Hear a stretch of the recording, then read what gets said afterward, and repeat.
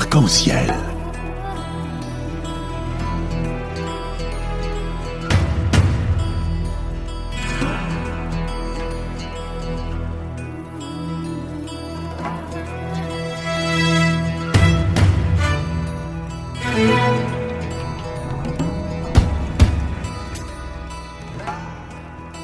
Arc-en-ciel, chaque dimanche, actualité, culture, économie, société et animation festive. Avec Abdelatif Arc-en-ciel, la chronique.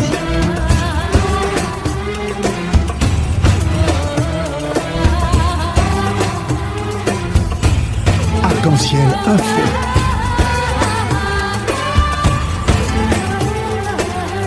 Arc-en-ciel. Dame, retour au direct et nous sommes heureux d'être en ligne avec Monsieur Jean-Pierre Sakoun. Bonjour. Bonjour à vous. Bonjour et bienvenue dans l'émission Arc-en-ciel sur Radio Pluriel. Il faut préciser à notre auditoire que Monsieur Jean-Pierre Sakoun est le président du comité Laïcité République. Et comme vous le savez, l'actualité oblige et l'annonce du gouvernement qui rentre dans une politique qui, depuis un certain temps, suit un mouvement de préparation de mettre le dossier de la gestion de l'islam sur la table, un certain nombre de décisions qui ont été prises et parmi les dernières annonces qui a été faite, l'annonce de l'amendement de la loi 1905. Ma première question, si vous le permettez, les défenseurs de la laïcité ont toujours appelé à plus de contrôle sur le culte et davantage sur l'islam en France. La réforme portée par M. Macron et qui commence à prendre forme depuis un petit moment, répond-il, selon vous, à cette attente? Écoutez, c'est une question lourde et qui a deux entrées parce qu'en fait, elle comporte deux affirmations qui ne sont pas tout à fait de même niveau. La première, c'est que les défenseurs de la laïcité vous dites, les défenseurs de la laïcité ont toujours appelé à plus de contrôle sur les cultes. Je ne crois pas. Les vrais défenseurs de la laïcité n'appellent pas à plus de contrôle sur les cultes.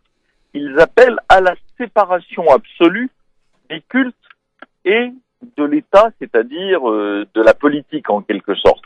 Donc, en ce sens, ce que les défenseurs de la laïcité française demandent, c'est que l'État soit aveugle à la religion et au culte, et que les cultes ne viennent pas imposer des demandes et des exigences dogmatiques à l'ensemble de la population à partir des points de vue religieux de quelques-uns. Ça, c'est le premier point. Et la loi de 1905, de ce point de vue-là, est très équilibrée. C'est-à-dire que la loi de 1905 commence par dire que elle défend, elle garantit la liberté absolue de conscience, et une fois ceci posé, elle se tourne vers les cultes en leur disant qu'elle garantit la possibilité pour tous les citoyens d'être ou de ne pas être croyants, et ensuite il y a un certain nombre d'articles à partir de l'article 3 qui définissent les limites dans lesquelles les cultes doivent s'exercer. Alors, ça c'est le premier point. Le deuxième point, c'est concernant la réforme annoncée par la presse et confirmée, mais pour l'instant d'une manière extrêmement générale, par quelques membres du gouvernement. Tout d'abord, la première chose qu'il faut dire, c'est qu'il faut absolument attendre d'en savoir plus sur la réalité des propositions qui seront faites par le gouvernement. Nous ne pouvons pas fonder notre réaction, nous ne pouvons pas fonder notre point de vue sur simplement des articles de journaux, aussi précis soient-ils. Et évidemment, lorsqu'on lit le journal L'Opinion, qui le premier a sorti cette information, on comprend bien qu'il s'agit d'une fuite organisée, c'est clair. Mais il n'en reste pas moins qu'il faut attendre la réalité de la proposition. Nous, ce que nous disons, c'est il ne faut pas que l'État, que le gouvernement se mêle d'aller organiser un ou plusieurs cultes. D'abord, ça ne marche pas. Et ça marche d'autant moins pour ce qui concerne l'islam, qu'on sait que l'islam est une religion qui n'a pas d'organisation hiérarchique, particulièrement en France, et qui plus est, on sait que l'islam est très lié à une organisation consulaire par pays, et que donc il est très varié. Imaginer que l'État puisse organiser le culte musulman en France est, à mon avis, un contresens absolu. Le deuxième point, c'est qu'il ne faut pas qu'au profit d'une modification de la loi de 1905, réapparaisse dans la loi la possibilité de financer les cultes. Ce n'est pas le rôle de l'État de financer les croyances d'un certain nombre, c'est le rôle de l'État de financer le bien-être de tous. Alors, ne finançons pas des mosquées, ne finançons pas des églises, ne finançons pas des temples, ne finançons pas des synagogues, finançons des dispensaires, finançons des écoles, finançons la présence de plus d'enseignants. Message est clair. Monsieur le Président Jean-Pierre Sakoun, dans tout projet, comme vous le savez, on s'attend tôt ou tard à des bouleversements. À votre avis, à quoi doit-on s'attendre concernant cet amendement, plus particulièrement vis-à-vis des angles morts, et comment la société française, dans sa diversité, prendra-t-elle la chose? Si vous voulez, ce que laissent entendre les informations dont nous disposons, et encore une fois, je demande à tout le monde d'être extrêmement prudent tant que nous n'aurons pas sous les yeux le projet réel du gouvernement. Ce que laissent entendre les informations dont nous disposons, c'est qu'il y aurait d'une part une intégration à la loi d'un certain nombre d'articles, une modification d'un certain nombre d'articles pour donner le moyen de plus de police des cultes, et ça n'est pas un gros mot, ça fait partie des prérogatives de l'État, et qu'il y aurait d'autre part, mais ça c'est plus flou, des modifications allant dans le sens d'un assouplissement des financements et de limiter aussi les plafonds. Voilà. Et puis un contrôle très précis sur les financements du culte musulman en particulier venant de l'étranger. Donc il y a 3 points. Sur le premier point, police des cultes, nous disons ça n'est probablement pas la peine de toucher à la loi de 1905. Les articles de la loi de 1905 tels qu'ils existent aujourd'hui, et particulièrement sur les liens interdits entre politique et religion et culte, sont assez clairs. Et par ailleurs, le code pénal, le code civil, les lois antiterroristes permettent aujourd'hui, à notre avis, tout à fait de régler la question de la police des cultes sans créer ou sans modifier des articles. Deuxième point, financement par les pays étrangers. Là, il y a un vrai problème. Il y a un vrai problème qui est, on le sait, des financements qui arrivent de partout et qui, d'abord sur le principe, c'est pas une bonne chose, et deuxièmement, pour certains de ces financements, je ne citerai pas de nom, mais tout le monde est assez grand pour le comprendre, qui arrivent de pays qui ne sont pas précisément en route vers la démocratie. Troisièmement, sur les financements, et là-dessus, je dis encore que les moyens dont dispose aujourd'hui le ministère des Finances et dont dispose le ministère de l'Intérieur permettent très certainement de résoudre ça et de contrôler ça sans avoir à modifier la loi de 1905. Troisième point, nous sommes évidemment totalement opposés à l'éventualité de financement public des cultes pour les raisons que je vous ai dites tout à l'heure. Bien sûr. Donc voilà nos points de vue sur les 3 éléments. On parle de cette réforme. Bien sûr, certainement, il y aura une réforme, quelle que soit cette réforme. Donc, qu'on soit clair, parce que, comme vous l'avez bien dit, il faut laisser le temps au temps pour savoir réellement de quoi il s'agit. Supposons que cette réforme va avoir lieu de la loi 1905. Selon vous, peut-on la considérer comme une réforme de la laïcité? J'espère bien que non. Il serait absolument catastrophique qu'à l'occasion... Vous savez, c'est pas la première fois que la loi de 1905... Ah oui, bien sûr. Elle a été modifiée 35 fois, je crois, depuis 1905. Mais cette fois-ci, donc, cette fois-ci, on touche à finance, cette fois-ci. Voilà, si vous voulez, le président de la République, enfin, exactement, les quelques éléments d'information que nous avons, nous disent qu'il ne sera pas touché aux articles de principe de la loi de 1905, qui sont les articles 1 et 2, donc sur la liberté absolue de conscience et sur le fait que l'État ne reconnaît, ne salarie et ne subventionne aucun culte. évidemment, ça, ce sont les articles fondamentaux sur lesquels il est inimaginable que on puisse modifier quoi que ce soit.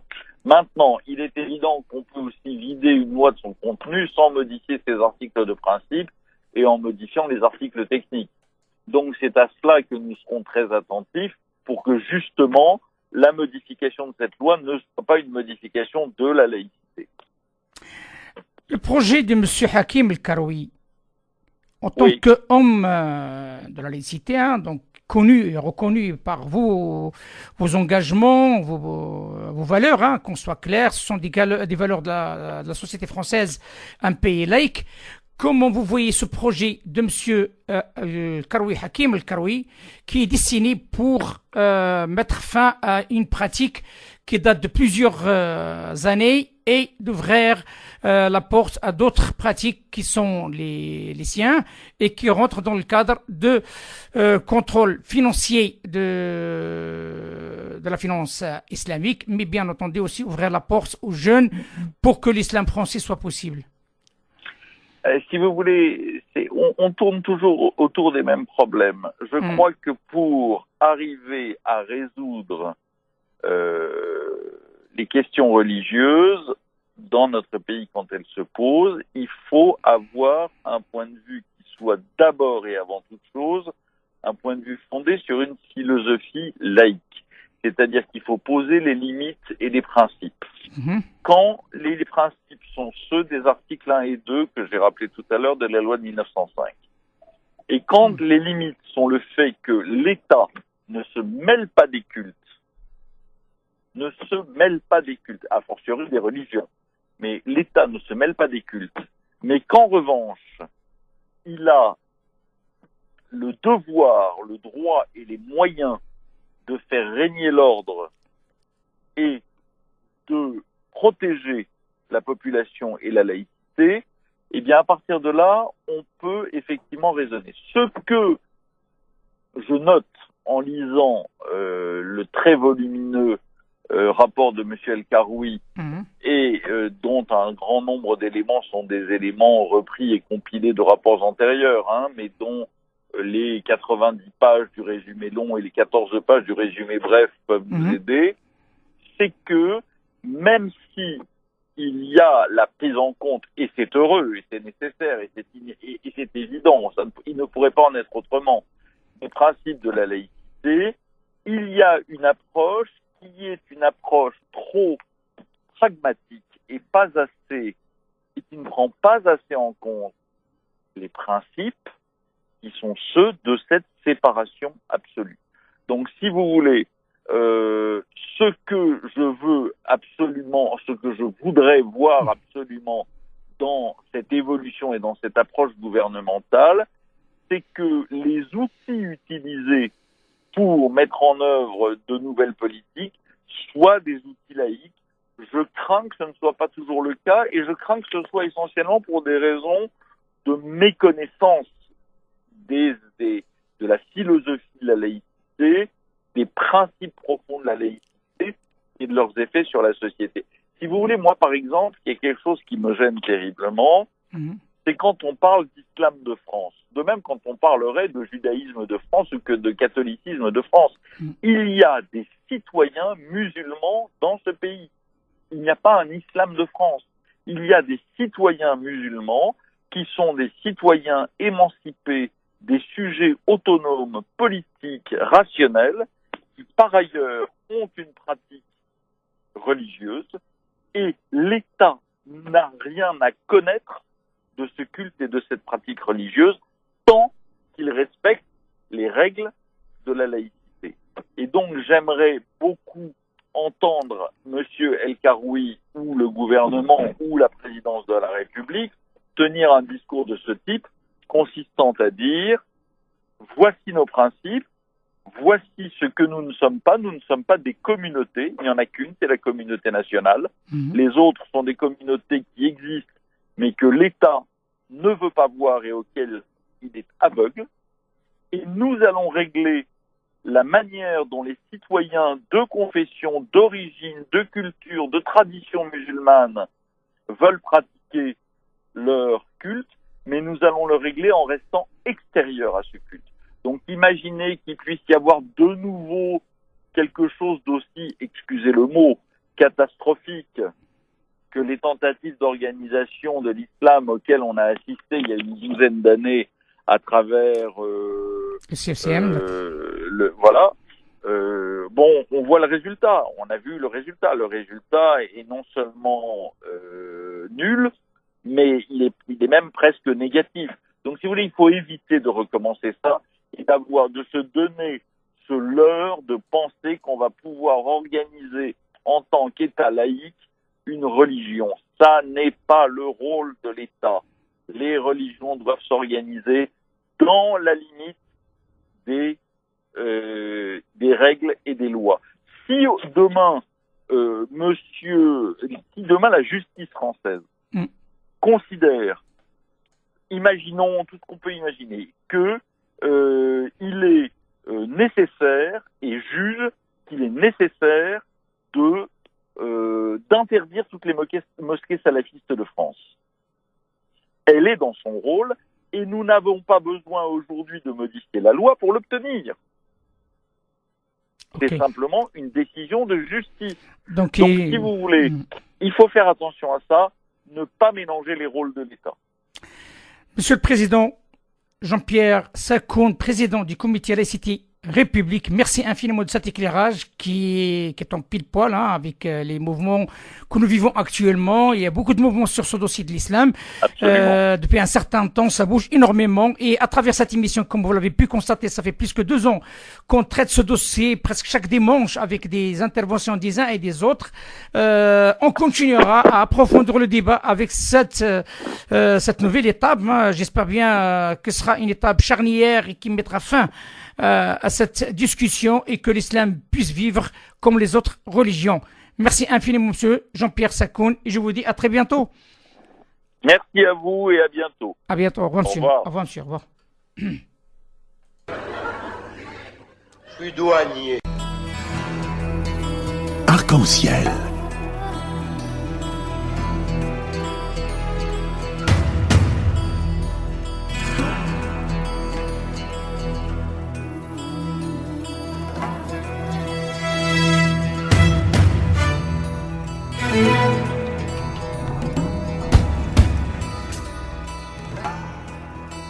Arc-en-ciel, chaque dimanche, actualité, culture, économie, société et animation festive.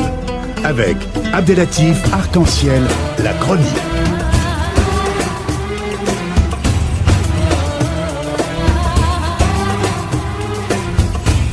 Arc-en-ciel info.